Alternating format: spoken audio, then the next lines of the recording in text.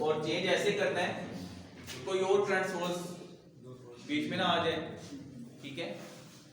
तो I1 तो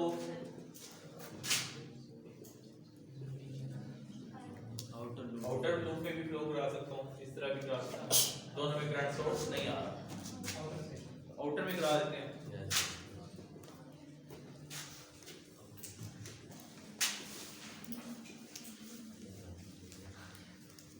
this is I1। Sir सिर्फ I1 और I2 में से फ्लो करके आ सकता है? I1 और I2 में सिर्फ I1 और I2 में से फ्लो करके मतलब अभी हमने फ्लो करवाया ना, I1 से भी फ्लो कर रहा, मतलब तीनों मेश से फ्लो कर रहा है, जो हमारे पास तीनों मेश बने थे। आउटर ट्यूब से फ्लो कर रहा है। मैं कह रही हूँ कि क्या सिर्फ I1 और I2 वाले मेश में से गुजर सकता है या फुल मेश? I1 और I2 वाले मैच में से इसलिए नहीं गुजर सकता कि बीच में फिर ये सोर्स आ जाए, करंट सोर्स। I1 और I2 ये I1 और ये I2 है ना, यूं कह रही हैं आप।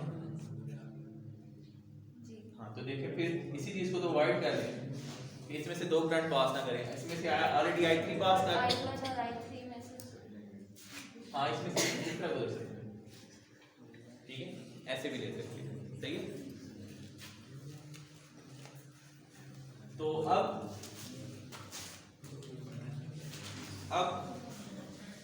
हम लिख सकते हैं I3 is equal to 3 milliampere, लिख सकता हूँ? Yes sir. अब क्योंकि इसमें से सिर्फ I3 पास कर रहा है, ये इंडिपेंडेंट ब्रांच बन गई, ठीक है, करंट में से I3 ही पास कर रहा है, तो मैं लिख सकता हूँ I3 is equal to 3 milliampere, सही है। सबसे ज्यादा गलतियां इसमें होती हैं, और या केवीएल की इक्वेशन में करंट्स लिखते हैं, ये एक्सपीरियंस से बता रहा हूं, पेपर चेक कर करके, मुझे नहीं पता, उसकी एक रीजन तो मैंने आपको बता दी है, ठीक है, लेकिन फाइनल में भी रिपीट होगी, मिड में समझ आ जानी चाहिए, मिड में जिस चीज क्वेश्चन में गलती है वही चीज फाइनल में रिपीट करती हूँ। वजह एक है कि बगैर प्रैक्टिस के नहीं आदत होगी, इसे मैथ्स ही समझें, ठीक है। लेक्चर समझने से, दोस्त बैठा क्वेश्चन कर रहा है उसको आप देख रहे हैं, आपसे क्वेश्चन नहीं होगा, ठीक है। बिल्कुल ड्राइवर के साथ वाली सीट पे बैठ के आप ड्राइविंग देख रहे हैं, उसके बाद आप ड्राइविंग नहीं कर सकते, बड़ा कीनली ऑब्जर्व कर लें आप। जब आप ड्राइविंग सीट पे आएंगे तो बार बार गाड़ी बंद होगी, ठीक है। ये क्वेश्चन आपने खुद करने हैं, किसी को करता हुआ नहीं देखना, या कोई पहले से कर रहा है, किसी ने पहले से सॉल्यूशन किया हुआ, सॉल्यूशन को देख देख के हाँ ये भी आता है मुझे, अगला करी हाँ ये भी आता है मुझे, नहीं, ये भी आता है मुझे एक्चुअली नहीं आता, आपको उस वक्त तक नहीं आएगा जब तक आप खुद नहीं करते, सॉल्यूशन को सिर्फ आंसर कंपेयर करने के लिए यूज नहीं करते, तो ये मिस्टेक्स होती रहेंगी, ठीक है। क्वेश्चन खुद करने हैं, आंसर निकल आया, उसके बाद सॉल्यूशन करो, वो चीज फायदा देगी।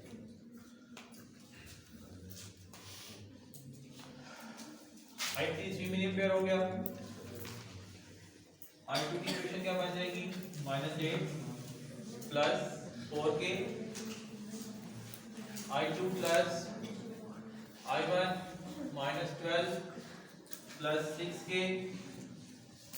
I2 minus I3 is equal to 0, यही बनेगी। और I1 की equation -10 plus 5k I1 plus 4k I1 plus I2 -12 plus 6k I1 plus I3 equal to 0, यही बनेगी। इस केस में V नॉट किसके इक्वल हो जाएगा,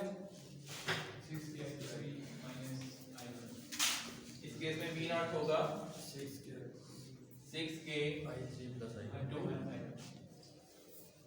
I1 plus I3 I3, ठीक है। इस केस में V नॉट सिर्फ 6k I3। क्वेश्चन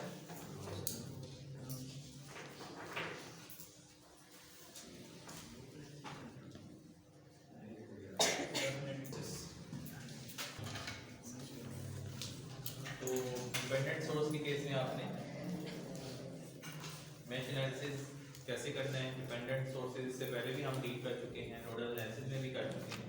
तो हमें पता है कि जब भी डिपेंडेंट सोर्स इन्वॉल्व होता है तो जो नॉर्मल इक्वेशन बन रही होती हैं उससे एक इक्वेशन एक्स्ट्रा बनती है जो कि बेसिकली उस वोल्टेज या करंट को डिफाइन करती है जिस पे डिपेंडेंट सोर्स डिपेंड करता है, ठीक है।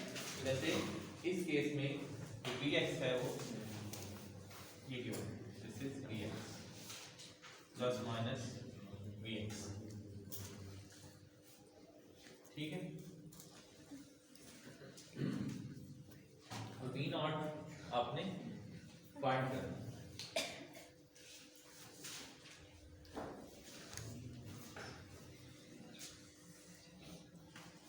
तो इसको आप मैश एनालिसिस से भी कर सकते हैं, लूप एनालिसिस से भी कर सकते हैं।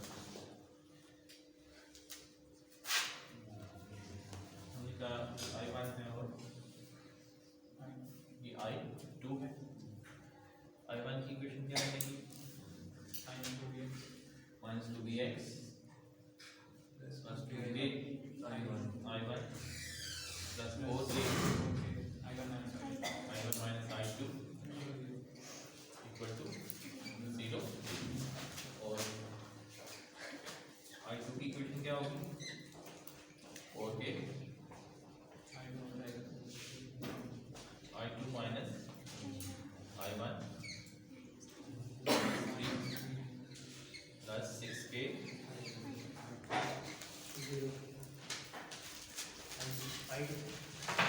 I2 equal to 0। अब Vx एक एक्स्ट्रा वेरिएबल आ रहा है, हमारे पास दो इक्वेशन है और तीन वेरिएबल आ रहे हैं। Vx को हम डिफाइन कर लेते हैं in terms of our defined currents जो कि हैं I1 और I2। तो I1 और I2 को अगर हम देखें तो Vx इसके इक्वल बनता है, Vx is 4k into I1 minus I2। तो मैंने 4k I1 माइनस I2 क्यों लिया, I2 माइनस I1 क्यों नहीं लिया,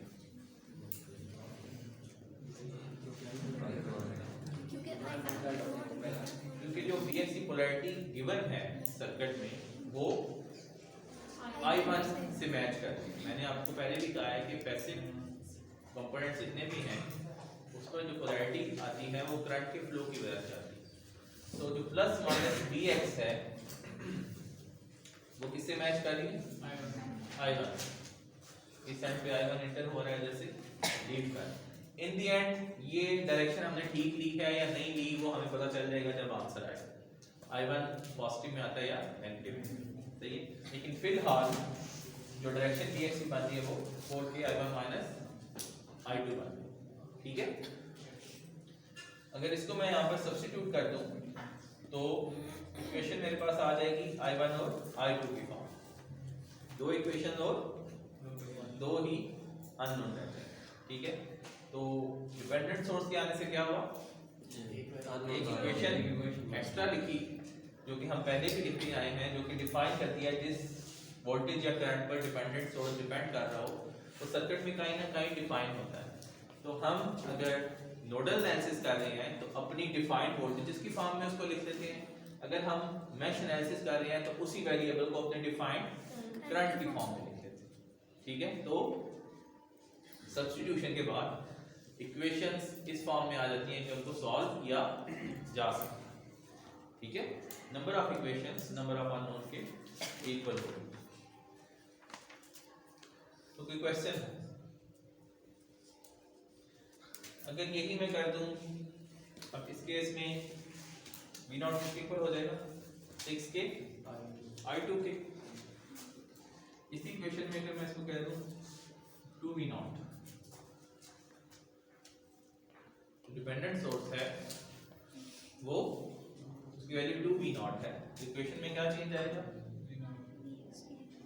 यहाँ पर v नॉट आ जाएगा, बाकी और कहीं पे चेंज आएगा। अब हम vx डिफाइन नहीं करेंगे, अब हम लिखेंगे v नॉट किसके इक्वल, v नॉट किसके इक्वल है 6k v नॉट की वैल्यू सब्स्टिट्यूट करने से सर इस dx से तो कोई कंसर्न नहीं। इस केस में vx का कोई कंसर्न नहीं, मैंने वो वेरिएबल चेंज कर दिया जिसपे वोल्टेज सोर्स डिपेंडेंट है, ठीक है। तो दोनों केसेस में हमने जब vx पे डिपेंड कर रहा था तो vx को अपने करंट की फॉर्म में लिखा, तब बनना था 4k × i1 - i2 जो हमने करंट डिफाइन किया। जब ये v नॉट पे डिपेंड करने लगा तो हमने v नॉट को अपने डिफाइंड करंट की फॉर्म में लिखा, तो v नॉट हमारे डिफाइंड करंट की फॉर्म में बनता है 6k i2, ठीक है। उसको सब्स्टिट्यूट करेंगे तो इक्वेशन ऐसी फॉर्म में आ जाएगी कि आप उसको सॉल्व कर सकते हैं। सर जी सर अगर ये 2v नॉट की जगह vx ही होगा सर, v नॉट हमने फाइंड करना तो इक्वेशन तो सेम ही बनेगी 6i v नॉट। अगर क्या हो सर 2vx हो जो हमने डिपेंडेंट सोर्स लगाया हुआ सर, हाँ इसके ऊपर 2vx ही हो और हमने v नॉट फाइंड करना हो तो सर v नॉट की तो सेम ही है नीचे वाली वैल्यू होगी ना 6 हाँ उस केस में v नॉट 6k i2 हो, ठीक है। हाँ अगर इसलिए मैं लूप एनालिसिस लगाऊं और ये करंट्स को रीडिफाइन कर दूं तो फिर हो सकता है कि इसमें से दो करंट पास करें, तो फिर हम वैसे ही लिखेंगे। ऐसे मैं i1 को आउटर लूप में ले लेता हूँ, तो फिर v नॉट क्या बनेगा 6k × i1 + i2, लेकिन फिलहाल v नॉट 6k i2 ही सही है।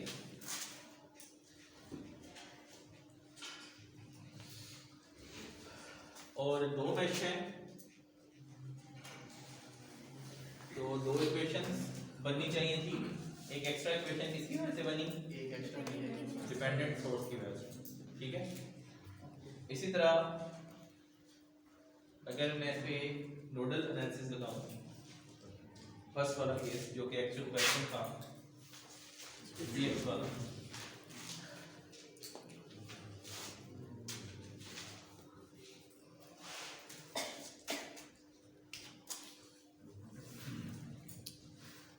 vx इसे इक्वल था i1 i1 - i2 × 4k। अगर मैं नोडल एनालिसिस से सर्किट को सॉल्व करूं तो कितनी इक्वेशन लिखनी चाहिए मुझे, नंबर ऑफ नोड्स कितनी है 1 2 3 4, क्या n-1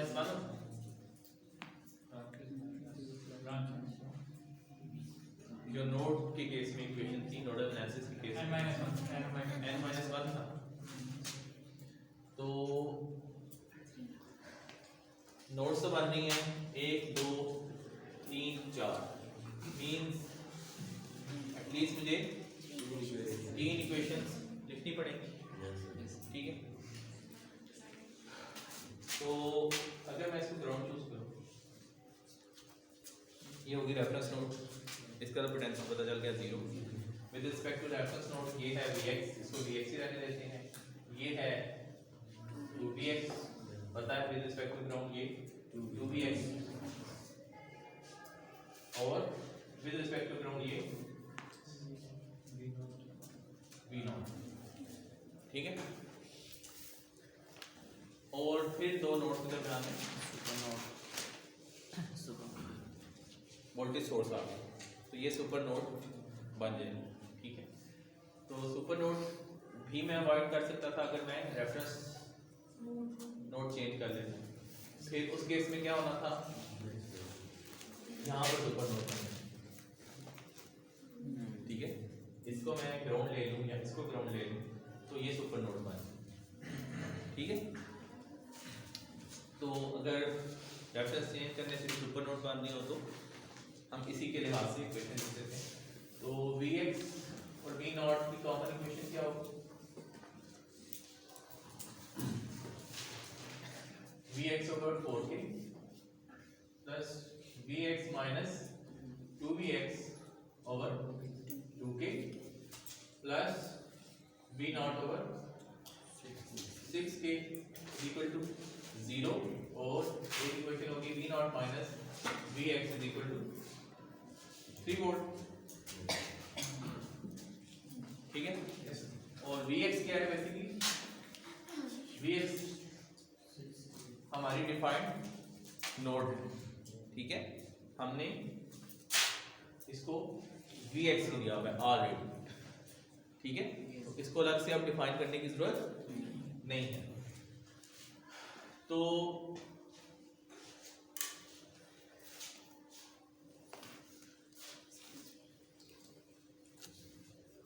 नंबर ऑफ इक्वेशन कितनी है?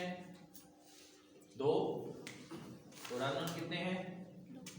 2। एक Vx है और एक V नॉट है। दोनों सॉल्व होके हमारे पास Vx और V नॉट आ जाए। इसके अलावा आप कहेंगे n-1 3 इक्वेशन बननी चाहिए थी, 2 क्यों बनी? ठीक है, ये भी एक इक्वेशन है। ठीक है, लेट्स से इसको आप कहते हैं V1 is equal to 2Vx। ये भी एक इक्वेशन है। ठीक है, नॉन वोल्टेजेस भी इक्वेशन ही होती हैं, सीधा नॉन करंट्स भी इक्वेशन ही होती हैं। ठीक है, तो एक्चुअली 3 इक्वेशंस ही बनती हैं, इनको हम यूज करते हैं। जी, बननी चाहिए थी अगर हमने इसको Vx ना लिया होता। ये समझ में आ गई है Vx के साथ बाकियों क्लियर है? अब मैं उसी फॉर्म में ले लेता हूँ जैसे हम नॉर्मली लेते हैं। ये होगी V1, ये होगी V2, ये होगी V3। ऐसे ही करते हैं। तो हम लिख सकते हैं इस केस में V1 is equal to 2Vx। ठीक है, दूसरी V2 और V3 की इक्वेशन बन जाएगी सुपर मैश की। क्या होगा?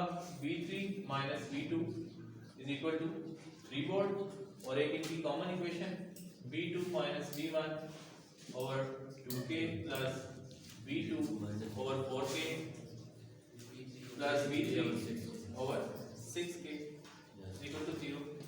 ये सुपर नोड की इक्वेशन बन गई। ठीक है, अब हम लिख सकते हैं Vx is equal to V2। आप देखेंगे एक्स्ट्रा डिपेंडेंट सोर्स की वजह से लिखनी पड़ी। फिर प्रीवियस केस में क्या था?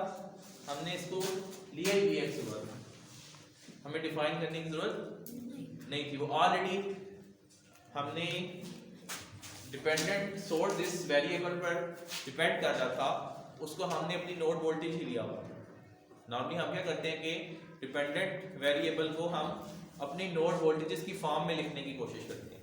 तो जब हमने उस वेरिएबल को नोड वोल्टेज लिया हुआ है तो फिर उसको अलग से डिफाइन करने की जरूरत नहीं है। लेकिन इस केस में Vx is equal to V2 का, तो इन दी एंड वही इक्वेशन बनेगी जब आप ये सब्स्टिट्यूशन करेंगे। ठीक है, और V नॉट किसके इक्वल हो जाएगा? V naught is equal to V3। सही है?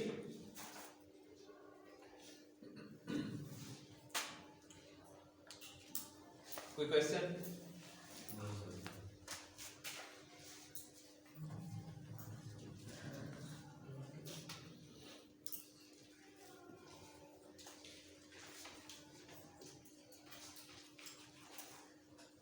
इसको लूप एनालिसिस से करके इक्वेशन लिखते हैं। मैश की इक्वेशन लिखी हुई है, फिर लूप एनालिसिस होता है। इसे पॉज करो, रीडिफाइन करना पड़ेगा। लेट्स से मैं कहता हूँ I1 आउटर लूप में फ्लो कर रहा है,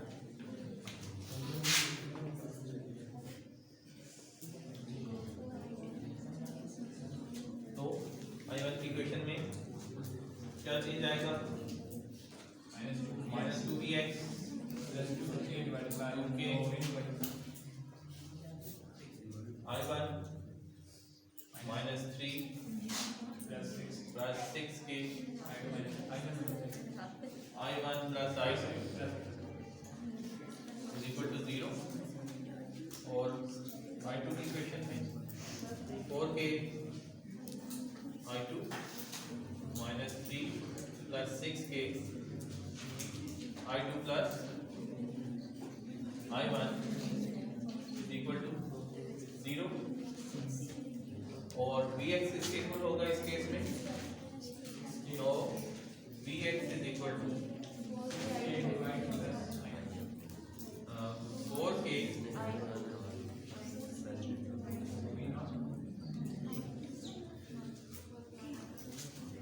ये चीज अब आपने याद रखना तो Vx is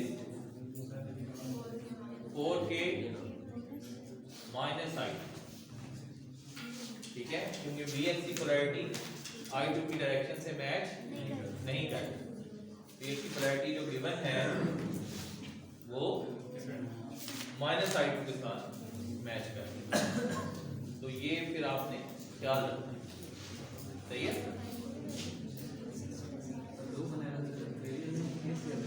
ji loop analysis में केवीएल लोडर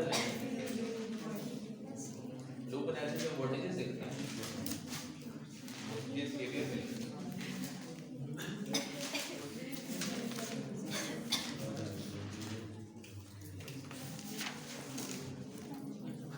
सब्स्टिट्यूट कर देंगे तो इक्वेशन I1 और I2 की फॉर्म में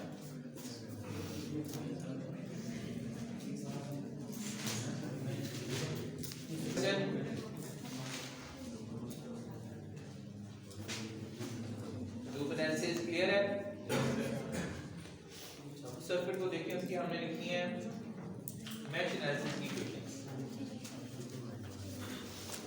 अब इसमें तीन डिपेंडेंट सोर्सेज हैं इंडिपेंडेंट सोर्सेज हैं और सॉरी वो जो ये है ये डिपेंडेंट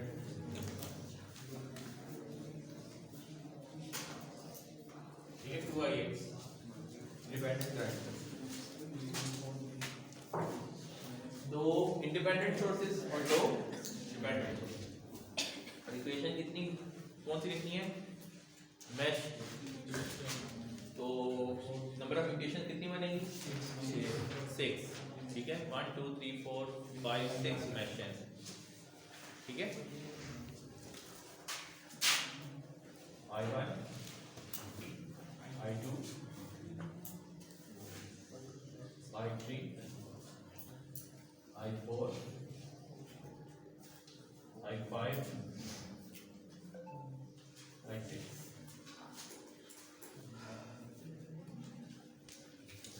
दो डिपेंडेंट सोर्सेज हैं तो दो इक्वेशन एक्स्ट्रा लिखनी पड़ेंगी 6 के अलावा Ix और Vx को डिफाइन करने के लिए सही है एक डिपेंडेंट सोर्स Ix पे डिपेंड कर रहा है दूसरा Vx उनको in terms of our known current जो है आर डिफाइंड करंट उसमें लिखेंगे तो I1 की इक्वेशन क्या होगी अच्छा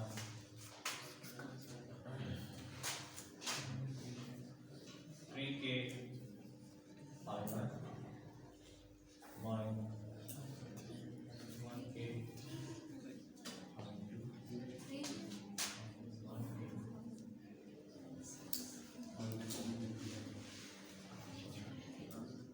अब ये डायरेक्ट इक्वेशन लिख रहा हूँ जिससे मैट्रिक्स फॉर्म बन जाती है आप उसी तरह से लिखेंगे इन दी एंड सिंप्लीफाई होगी ये बन ठीक है आपने वैसे ही लिखना है 1 के I1 माइनस I2 प्लस 1 के I1 माइनस I2 तो इन दी एंड यही इक्वेशन बनेगी ठीक है ये जब आपको ज़्यादा प्रैक्टिस हो जाएगी तो आप डायरेक्ट इस फॉर्म में इक्वेशन लिख सकते हैं ठीक है I2 की इक्वेशन क्या होगी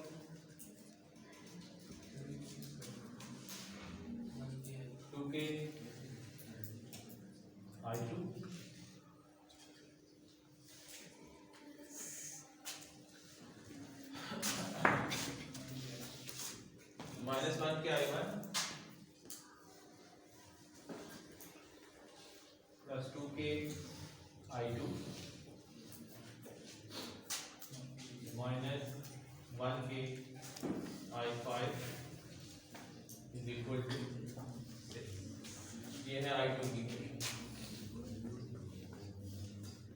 आप वैसे इक्वेशन लिखे जैसे लिखते हैं और उनको सिंपलीफाई करके मैट्रिक्स फॉर्म में लाएं, उन इक्वेशन को इससे कंपेयर कीजिएगा, ठीक है। I3 की इक्वेशन क्या बनेगी?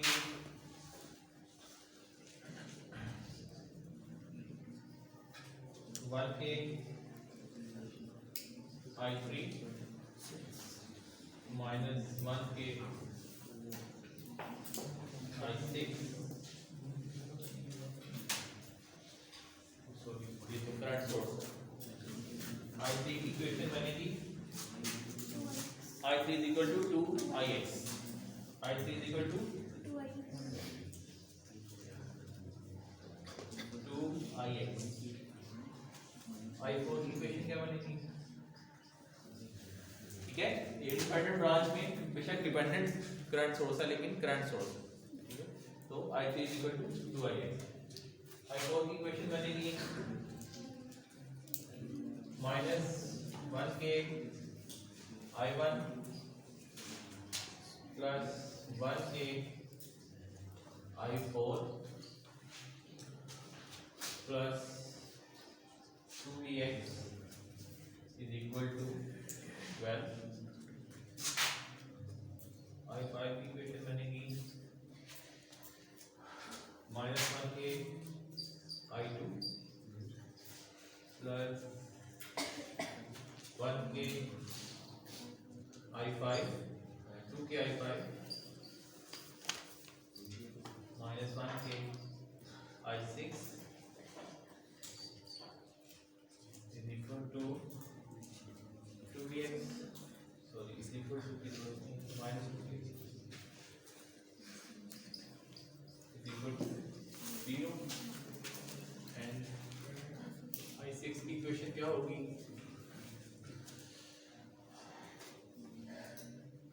minus 1k I3 minus 1k I5 plus 3k I6 is equal to 0। अब आते हैं डिपेंडेंट वेरिएबल्स की तरफ। तो Ix इसके इक्वल है, Ix कहाँ पे डिफाइन है? ये Ix is equal to KCL इस पॉइंट पे I5 minus I6, Ix is I5 minus I6। दूसरा Vx, Vx ये डिफाइन है, Vx is I1 minus 1k I1, ठीक है। Vx की डायरेक्शन I1 की डायरेक्शन से मैच नहीं कर ली, इसलिए आपने नेगेटिव साइन डाला, सही है। Vx is 1k minus 9, सही। इनको आप सब्स्टिट्यूट करें, Ix इस सिचुएशन में आया था इसमें, सर I2 की इक्वेशन में प्लस 2k I2 कहाँ से आया? इसमें I2 की equation plus 2k I2 1k और 1k 2k कैसे आ गई? डायरेक्टली ठीक। ये मैंने डायरेक्ट लिखी है, इनको मत समझें। आप जैसे इक्वेशन लिखते हैं उसको लिखें और उसको मैट्रिक्स वाली फॉर्म में, स्टैंडर्ड फॉर्म में लिखने की कोशिश। तो स्टैंडर्ड फॉर्म सिंपलीफाइड इक्वेशंस होगी, उनको इनसे कंपेयर कीजिए, ठीक है। सर आप भी डायरेक्ट लिख सकते हैं? आप भी डायरेक्ट लिख सकते हैं जब प्रैक्टिस हो जाएगी आपको, इतना मुश्किल नहीं। आसान है sir.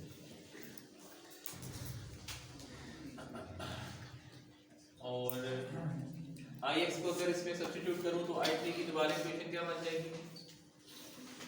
I3 is equal to 2 into I5 minus I6 2I5 minus I6, या इसको स्टैंडर्ड फॉर्म में अगर आप लाएं तो बन जाएगा I3 minus 2I5 plus 2I6 is equal to 0, ठीक है।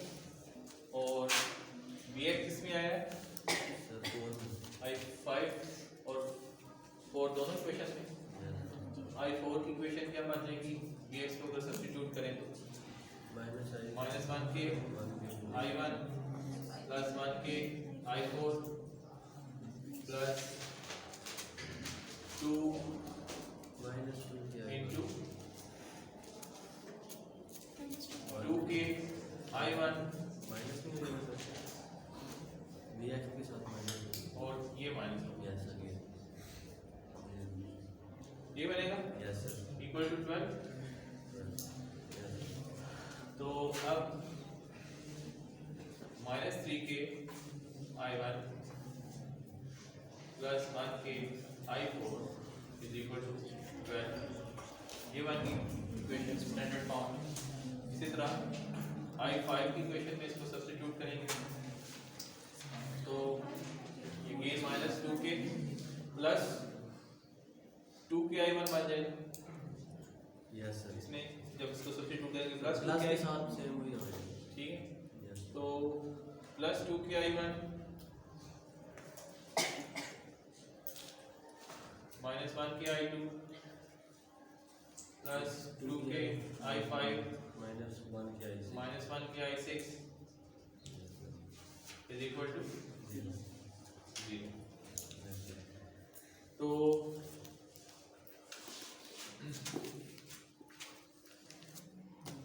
1 2 3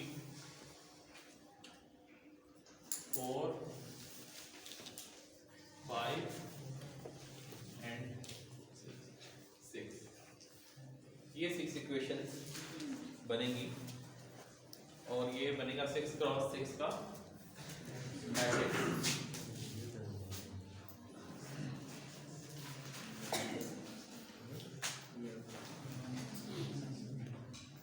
तो ये तो 6 क्रॉस 6 का मैट्रिक्स नहीं आपने सॉल्व करना, आपको ये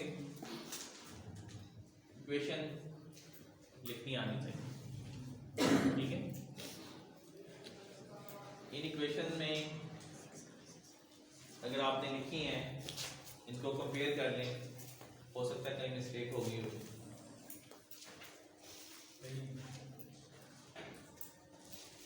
आप लोगों ने इसकी इक्वेशन लिखी है जैसे लिखते हैं या मुझे ही देखते हैं?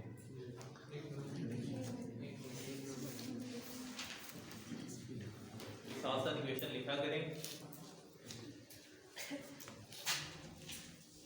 3 घंटे का लेक्चर है, जाके अगर आपने ना देखा तो कल परसों आपको याद नहीं रहेगा।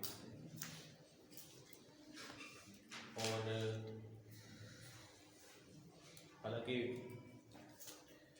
अपलोड भी होगा, लेकिन कौन देखे 2 घंटे का लेक्चर दोबारा।